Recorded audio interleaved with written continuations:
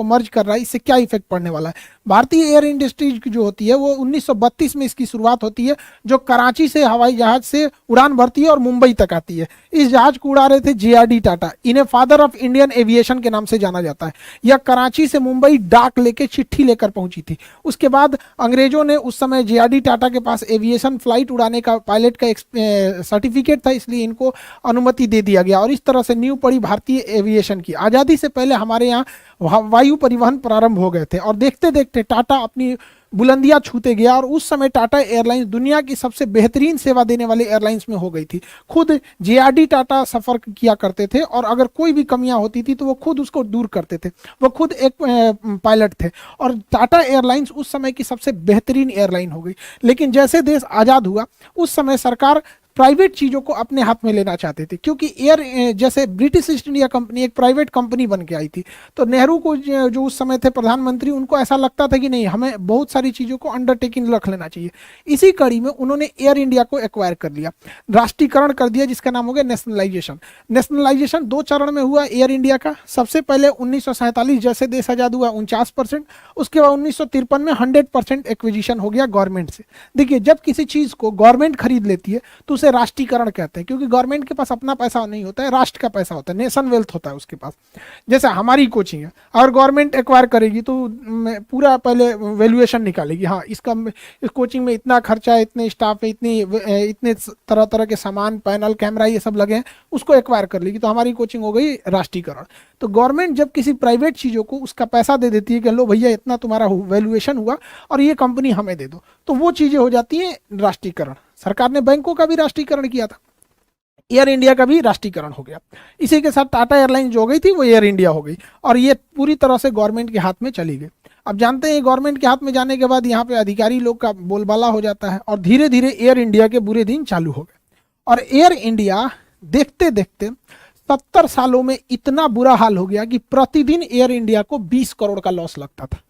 प्रतिदिन 20 करोड़ का लॉस हो गया। इतना हालत खराब हो गया एयर इंडिया को कि इसको हैंगर में रखने का भी पैसा नहीं निकलता था। गाड़ियां जो एयरलाइन जहां रहती हैं मेंटेनेंस वगैरह के लिए, उसे हैंगर कहते हैं, उसका चार्ज देना पड़ता है। बहुत डिफिकल्टीज में चली गई एयर इंडिया। तो गवर्नमेंट ने देखा कि इतना लॉस उठाने से बेहतर है इसकी बोली लगा के इसे हैंड ओवर कर दिया जाए। तो टाटा के लिए ये एक अपॉर्चुनिटी था अपनी खोई हुई संपत्ति वापस लेने की। 18,000 करोड़ की बोली लगाकर टाटा एयरलाइंस ने टाटा ने इसे एक्वायर कर लिया, इसके पूरे फ्लीट यानी पूरे बेड़ा को एक्वायर कर लिया। 70 साल के वनवास के बाद जो JRD टाटा से एयर इंडिया को लिया गया था, वापस रतन टाटा को एयर इंडिया पूरे फ्लीट के साथ उसे लौटा दिया गया। एक लंबा वनवास काटना पड़ा एयर इंडिया को वापस आने के लिए, और ये गवर्नमेंट का बहुत सही डिसीजन था। एयरलाइंस एक प्रीमियम सेक्टर होती है। गवर्नमेंट को कोशिश करना चाहिए कि जो मिडिल क्लास या लोअर तबका है उसकी ज़रूरतों की चीज़ों को अपने हैंड ओवर मिले। जो प्रीमियम कैटेगरी की चीज़ें हैं वो प्राइवेट ही उसे अच्छे से हैंड ओवर कर पाते हैं, उसे अच्छे से डील कर पाते हैं। इस तरह से गवर्नमेंट ने एक अच्छा डिसीजन लेते हुए अपने सर से क्या ज़रूरत है बोझ लेने का, इतना घाटा हो रहा है, और रतन टाटा को सौंप दिया गया। अब जैसे Tata airlines air India Tata के हाथों में आती है, अब इसको पुनः रिफॉर्म करने की तैयारी शुरू हो जाती है। और इसी क्रम में दुनिया के एविएशन की हिस्ट्री में सबसे बड़े एयरक्राफ्ट का ऑर्डर प्लेस किया जाता है 470 जहाज़ों का। हालांकि इससे पहले अमेरिकन एयरलाइन ने 450 जहाज़ों का ऑर्डर एक बार में दिया था 2011 में, लेकिन 2023 में 470 विमान का दिया गया। लगभग 80 से 100 बिलियन डॉलर की ये डील है। इस डील में 2 कंपनियों के पास ये डील जा रही है। पूरी दुनिया में 2 कंपनी सबसे ज्यादा एयरक्राफ्ट बनाती है कॉमर्शियल सेक्टर में, एक बोइंग बनाती है, दूसरा एयरबस बनाती है। इन 470 विमानों में से 220 विमान बोइंग को ऑर्डर किए गए हैं और 250 विमान एयरबस को ऑर्डर किए गए हैं। यानी यह बाजी एयरबस के पलरे में भारी है थोड़ा सा। देखिए, बोइंग के जहाजों को जितना देखेंगे उसकी नंबर सीरीज 7 से स्टार्ट होगी। 737, 747, 777, 787। जब भी इस कोड का दिखेगा तो वो जहाज समझिएगा बोइंग का है। और एयरबस की जहाजें ए से शुरू होती हैं, 3 से स्टार्ट, A319, 20, 21, A3 350, A380 सबसे बड़ी जहाज है ये A380। ये अभी तक का मतलब कॉमर्शियल लेवल का जिसमें पैसेंजर को ले जाया जाता है। तो एयरबस की शुरुआत A390, 20, 21 ऐसे होती है। बोइंग की इस टाइप से होती है। और भी बहुत सारे डिफरेंसेज हैं इन दोनों जहाजों में। अंतर देखने के लिए अगर देखेंगे तो ये ज्यादा एरोडायनामिक है, इसका थुथुर ज्यादा ऐसे निकला होता है, जबकि एयरबस का थोड़ा सा गोल टाइप का निकला होता है। और भी कई अंतर होते हैं। इसके जो इंजन होते हैं वो जमीन से काफी करीब होते हैं बोइंग के, जबकि एयरबस के इंजन जमीन से ज्यादा ऊंचाई पर फिट किए जाते हैं। और भी इसका देखेंगे, इसका जो लास्ट का ये जो विंडो होता है वो इस शेप में होता है, जबकि एयरबस का एक सिम कार्ड के इसमें होता है। ये एक कॉस्मेटिक चेंजिंग है जिसे आप बाहर से देख के बता सकते हैं जहाज बोइंग का है कि एयरबस का। इंजन नीचे थुथुर निकला हुआ बोइंग का, गोल टाइप का है तो एयरबस का है। इन दोनों में सबसे फेमस जो है वो बोइंग में है 737। दुनिया में सबसे ज्यादा बेचा गया तो 737। ये छोटे से रनवे पे उतर सकता है, 180 से 200 की कैपेसिटी होती है। और एयरबस में A320, ये भी छोटे रनवे पे भी उतर सकता है, छोटे जहाज, छोटे बड़े किसी भी रनवे पे। और इसकी भी कैपेसिटी 180 से 200 पैसेंजर की बीच की होती है।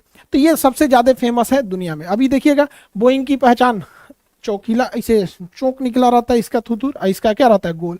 एक और चीज होता है, इसके जो नोज व्हील के पास कवर बड़ा नहीं रहता है, इसके नोज व्हील के पास ये बड़ा सा कवर होता है। तो कुछ चीजें हैं कॉस्मेटिक जिसमें आप देख सकते हैं। अभी इन्हीं दोनों को ऑर्डर किया गया है, बोइंग और एयरबस को। इनके मैन्युफैक्चरिंग में 10 से 12 साल का लगेगा। ऐसा नहीं है कि अभी टाटा ने ऑर्डर किया अगले दिन से बन के आ जाएगा। पापड़ नहीं छानना है, जहाज बनना है। इसके इंजन कहीं और बनते हैं, पार्ट पुर्जे कहीं और बनते हैं यहाँ पे, तो इसको काफी मेहनत होगा। Rolls Royce engine, mainly Rolls Royce engine बनाती है। इंजन के मैन्युफैक्चरिंग में रोल्स रॉय का एक दबदबा है। रोल्स रॉय कंपनी ब्रिटेन की है, वहां से इंजन होगा, वहां के लोगों को रोजगार मिलेगा। एयरबस फ्रांस की कंपनी है, वहां पे एयरबस बनेगी, वहां के लोगों को रोजगार मिलेगा। बोइंग यूएस की कंपनी है, वहां पे रोजगार मिलेगा। बोइंग में एक और चीज देखिएगा, बोइंग के कुछ जहाजों में ये हम्प निकला होता है, ये हल्का सा उठा रहता है। एक्चुअली इसकी कहानी ये है कि ये यूएस एयरफोर्स के लिए बनाया जा रहा था मिलिट्री एयरक्राफ्ट, लेकिन बोइंग से ऑर्डर ये हट के लॉकहीड मार्टिन के पास चला गया। तो बेसिकली इसे इसलिए उठाया गया था ताकि आगे से कार्गो लोड किया जा सके। बाद में इतना हैवी खर्चा हुआ था तो बोइंग ने इसे कॉमर्शियल एयरलाइन बना के मिलिट्री के जगह पे आम पब्लिक के लिए सौंप दिया। तो ये पूरी ओवरऑल की ये डील है। अब एयर इंडिया जो है उसके पास पहले से विस्तारा एयरलाइंस थी, इन दोनों को मर्जर किया जा रहा है। ये मर्जर पूरी दुनिया में बहुत बड़ा प्रभाव छोड़ेगा। विस्तारा एयरलाइन टाटा और सिंगापुर का एक ज्वाइंट वेंचर है। इसकी शुरुआत 2015 में हुई थी। इसमें टाटा का 51% हिस्सेदारी था और सिंगापुर एयरलाइंस की 49% हिस्सेदारी से ये विस्तारा चल रही थी। जो लोग विस्तारा में सफर किए होंगे उन्हें पता होगा ये काफी प्रीमियम सर्विस देती है। इसको ऐसा लगता है कि हाँ फुल सर्विस एयरक्राफ्ट है। फुल सर्विस एयरक्राफ्ट उसे कहा जाता है। हालांकि एयर इंडिया भी फुल सर्विस एयरक्राफ्ट है, मतलब इसमें बिजनेस क्लास भी रहेगा, वीआईपी सीट, इकोनॉमिक भी रहेगा, प्रीमियम इकोनॉमी भी रहेगा, मतलब हर तरह की सीटिंग रहेगी यहाँ पर। तो इसकी फैसिलिटीज काफी बेहतरीन थी। एयर इंडिया की भी बेहतरीन थी, सरकारी हाथ में गया था तो गड़बड़ा गया था। अब इन दोनों का मर्जर कर दिया गया, दोनों का आपस में मर्जर कर दिया गया। मर्जर से ये हुआ कि ये छोटी एयरलाइन थी, इसका मर्जर बड़ी एयरलाइंस में हुआ। टाटा इसमें भी था, टाटा इसमें भी था। अब बात अटक जाती है सिंगापुर एयरलाइन की, क्योंकि सिंगापुर एयरलाइन की हिस्सेदारी इसमें थी। डायरेक्ट आप बिना पूछे मर्जर नहीं कर सकते। तो सिंगापुर एयरलाइन का कहना था कि भैया एक काम करो, हमसे 2000 करोड़ और ले लो। तो सिंगापुर एयरलाइन मर्जर के बाद इसमें 2000 करोड़ रुपए और डालेगा और एक बड़ी एयरलाइन यानी एयर इंडिया में सिंगापुर एयरलाइन की हिस्सेदारी 25% हो जाएगी और टाटा की हिस्सेदारी 75% हो जाएगी। सिंगापुर एयरलाइन भी बहुत बेहतरीन फैसिलिटी के लिए जाना जाता है। तो ये मर्जर के बाद अब ये हाल हो जाएगा एयर इंडिया के पास। इससे कई फायदे होंगे। देखिए, दो अलग अलग एयरलाइन के कर्मचारी कभी एक दूसरे में ओवरलैप नहीं कर सकते। तो होता क्या था कि मान के चलिए ये वाला है विस्तारा का और ये है एयर इंडिया का।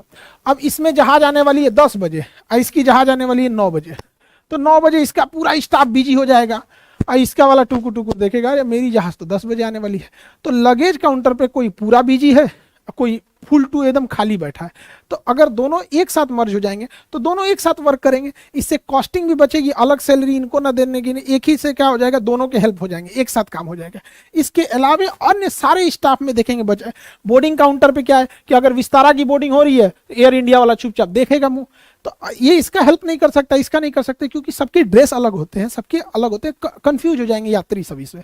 तो अभी मर्जर से क्या हो जाएगा, स्टाफ भी कम स्टाफ मिलके, दोनों के स्टाफ मिलके ज्यादा वर्क कर सकते हैं। यहाँ पर बसेज क्या होती हैं, सारे एयरलाइंस की अलग अलग बसेज होती हैं। तो अब विस्तारा की अलग, एयर इंडिया की अलग, मर्जर करने से दोनों को फायदा हो जाएगा, कॉस्ट कम आएगी। और भी क्या है, मेंटेनेंस मशीनरीज में ज्यादा कम खर्चा।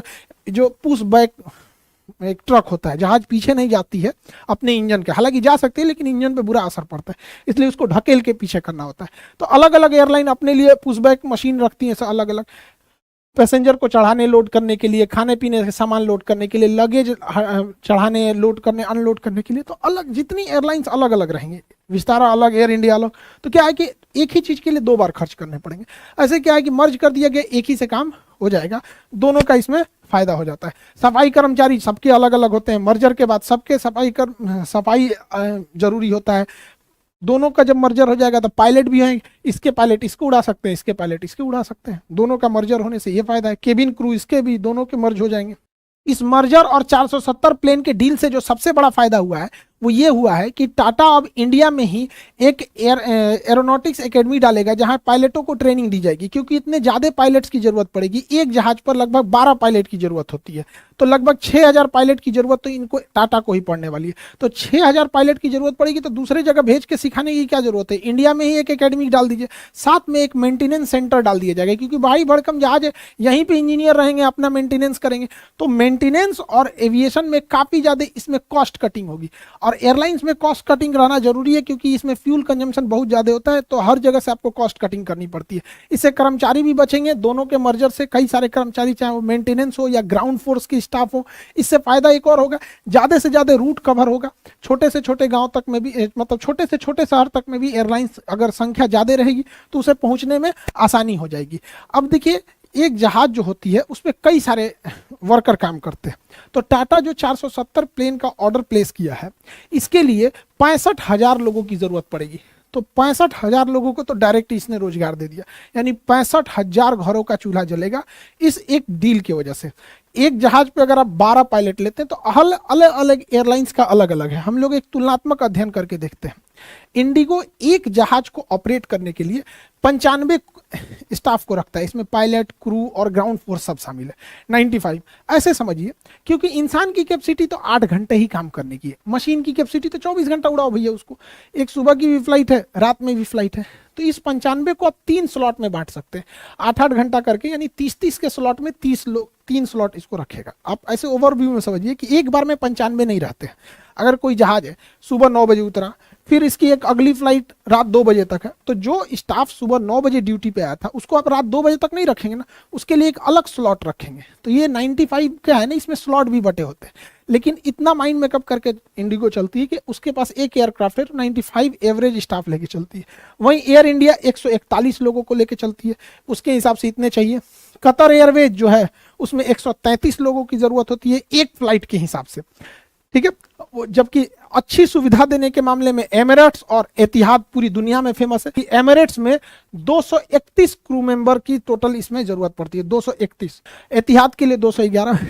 पाकिस्तान एयरलाइन पीआईए के लिए एक जहाज ऑपरेट करने के लिए 550 लोग। भैया अच्छा ट्रेनिंग दो, अच्छे लोगों को रखो, ज्यादा काम करेंगे सब। भ्रष्टाचार कितना ज्यादा है किसी देश में, आप आइडिया लगा सकते हैं। तो पाकिस्तान में अभी इसके ऊपर इंक्वायरी हुई थी, तो अभी इन लोगों ने भी घटाया कि भैया दुनिया के इतने अच्छे अच्छे जहाजों को उड़ाने के लिए इतने कम लोग मिलकर अच्छे से उड़ा दे रहे हैं, तुम लोग क्या कर रहा है जो इतने जरूरत है। भ्रष्टाचार समझते हैं, आज उसकी दुर्दशा इसी वजह से हुई है।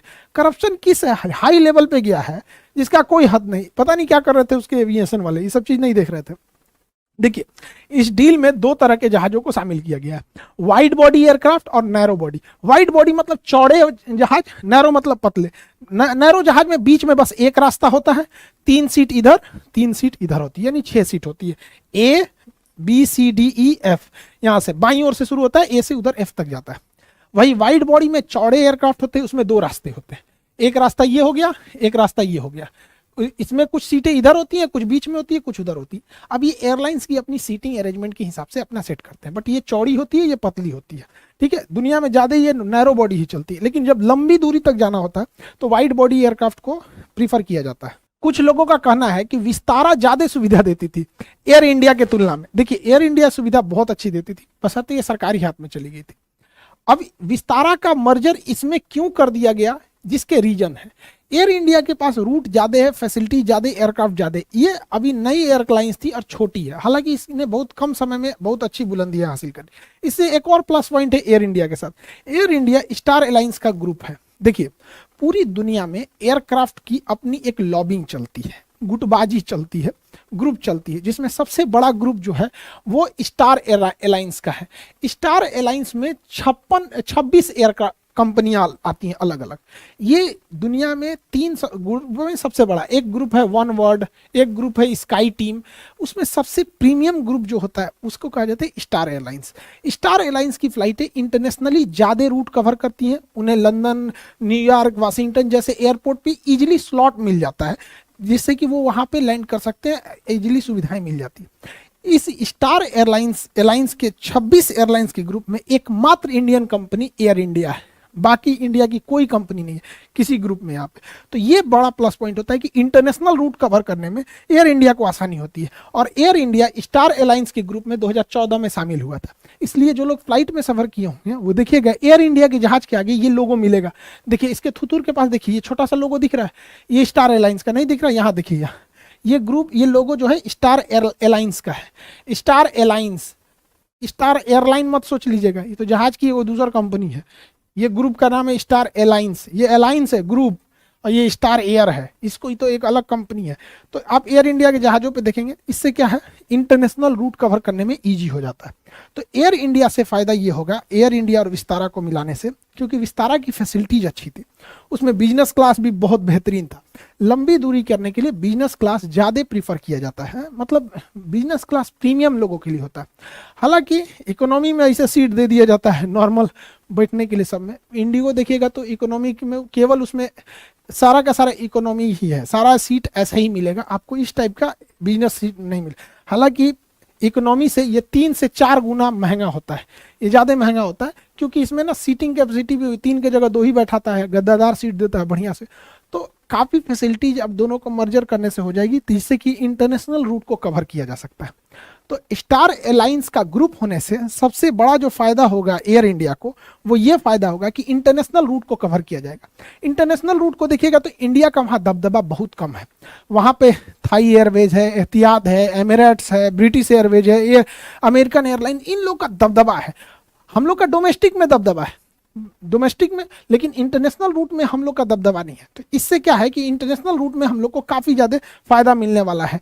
इसके अलावा अगर देखिएगा तो इंडिया का डोमेस्टिक मार्केट में जो घरेलू उड़ान है उसमें 56% हिस्सेदारी इंडिगो की अकेले है। वहीं एयर इंडिया ग्रुप की जो 3 एयरलाइंस है, एयर इंडिया, विस्तारा और एयर एशिया, इन तीनों को मिला देंगे तो 24% हिस्सेदारी है। लेकिन इतने बड़े ऑर्डर के बाद टाटा एक लंबी छलांग लेने वाला है। अब भारत में एयरलाइंस के बीच में कंपटीशन होगा, कंपटीशन हो अच्छी बात है, सर्विस अच्छी मिलेगी, फैसिलिटीज अच्छी मिलेगी, ज़्यादा से ज़्यादा किराए में कमी आएगी, एक आम इंसान भी हवाई सफ़र को अच्छे से कर सकता है। अब टाटा की एयर इंडिया अगर इतना बड़ा ऑर्डर कर रही है तो जो इंडिया में सबसे बड़ी घरेलू उड़ान को इंडिगो देखती है वो शांत तो बैठेगी नहीं। इंडिगो की जो शुरुआत हुई थी 2005 में हुई थी, उन्होंने 100 जहाज का ऑर्डर दिया था, 2011 में 180, 2016 में 400 जहाज़ों का, 2020 में 300 जहाज़ों का ऑर्डर दिया था। अभी इसमें से आधे जहाज ही आए हैं, अभी आधा आना बाकी है। यानी एयर इंडिया की तो जहाज़ों का आना ही चालू होगा 2030 के आसपास में, उसके पहले एयर इंडिया की ये सारी जहाज़ें आने लगेंगी। और अभी खबर ये आ रही है कि एयर इंडिया को देखकर इंडिगो एयरलाइंस भी, जो ये सारी जो इंडिगो की एयरलाइंस है, इसने भी अभी लगभग 500 और जहाज़ों का, नए जहाज़ों का ऑर्डर का मन बना लिया है। और अगर ये रियलिटी में हो जाता है तो पूरी दुनिया के एविएशन में भारत का दबदबा हो जाएगा। क्योंकि अब ये क्या है ना, इंडिगो भी तो शांत बैठने वाला नहीं है। इंडिगो क्या कर रहा है, ये अपने नए रूट्स को आगे कर रहा है। वर्जिन एयरलाइंस के जो रिचर्ड ब्रेंसन ने, उन्होंने कहा था कि अगर आपको बहुत जल्दी करोड़पति बनना है तो अरबों रुपए के साथ, मतलब एक हैवी कैपिटल के साथ आपको एयरलाइंस इंडस्ट्री चालू करना चाहिए। क्योंकि एयरलाइंस में वही जो जी सकता है जिसके पास बहुत ज़्यादा पैसा है, बहुत खर्चीला इंडस्ट्री होता है ये एयरलाइंस इंडस्ट्री यहाँ पर। अब देखिए भारत में क्या है, आज की ये कंपनियाँ इतने जहाज़ों को क्यों खरीद रही हैं, इतनी ज़्यादा जहाज़ों को खरीदने के रीजन भी है भारत सरकार का उड़ान योजना। भारत सरकार बहुत सारे नए एयरपोर्ट को बढ़ावा दे रही है और लगभग 90,000 करोड़ रुपए से नए नए एयरपोर्ट को बनाया जा रहा है, जिसमें सबसे बड़ा बनाया जा रहा है नोएडा के जेवर एयरपोर्ट को। अभी लंबा समय लगेगा उसमें, 90,000 करोड़ रुपए जब इन्वेस्ट किया जा रहा है। और अभी भारत में घरेलू उद्योग में, घरेलू उड़ान में केवल 5% लोग जो हवाई जहाज का सफर करते हैं, 5%। सोचिए अगर 5% सफर करते हैं तो ये हाल हो रहा है। जिस दिन अगर ये 15 से 20% सफर होने लगेगा, अगर ज्यादा एयरपोर्ट की कनेक्टिविटी हो जाएगी, अच्छे एयरपोर्ट, अब जैसे पटना एयरपोर्ट जैसे नहीं, 9,000 फीट रनवे होना चाहिए, 7,000 है यहाँ पे, बहुत खतरनाक एरिया है यहाँ पे, उतना ध्यान नहीं दिया जाता है बिहार को। तो अगर ज्यादा से ज्यादा लोग सफर करने लगेंगे तो इससे ज्यादा एयरलाइंस को मुनाफा होगा। टाटा की एयर इंडिया सिंगापुर के साथ टाई अप कर रही है, सिंगापुर एयरलाइंस के साथ। वहीं इंडिगो जो है टर्किश एयरलाइन के साथ ऐसा टाई अप कर रही है। आखिर इस टाई अप के पीछे मेन रीजन क्या है समझिए। ये लोग बड़ी खुशहाली में खुश हो रहे हैं लोग, अभी इन लोग को समझ में नहीं आ रहा मेन क्या चीज चल रहा है यहाँ पे। देखिए, टाटा सिंगापुर के साथ टाई अप कर रही है, इंडिगो टर्किश एयरवेज के साथ टाई अप करी। इसका मेन रीजन समझिए, सिंगापुर का इस एरिया में दबदबा है, सिंगापुर एयरलाइन का इस एरिया में दबदबा है। टाटा के टाई अप से ये मार्केट पूरी तरह से कब्जा हो जाएगा, एशिया वाला। वहीं अगर आप बात करेंगे टर्किश एयरवेज की, तो टर्किश एयरवेज की यूरोप और अमेरिका में दबदबा है। इंडिगो के इसके टाई अप होने से पूरी देख रहे हैं पूरी दुनिया में इंडियन जहाज का दबदबा हो जाएगा। इन्हें लग रहा है कि हमारे यहाँ से जहाज खरीदा गया बोइंग, इनको लग रहा है इनके यहाँ से एयरबस खरीद लिया गया। ये इंग्लैंड वाले खुश हो रहे हैं कि रोल्स रॉय का इंजन अरे भैया एक के बार ना खरीदा गया, खरीदाया तो एक के बार, उड़ेगा दिन में 20 बार। और जब उड़ेगा तो इन लोगों की जो एयरलाइंस की कंपनी मार, ब्रिटिश एयरवेज, अमेरिकन एयरलाइन, इन लोग का दबदबा अब कम हो जाएगा यहाँ पर। इससे बहुत बड़ा चेंजिंग देखने को मिलेगा ग्लोबल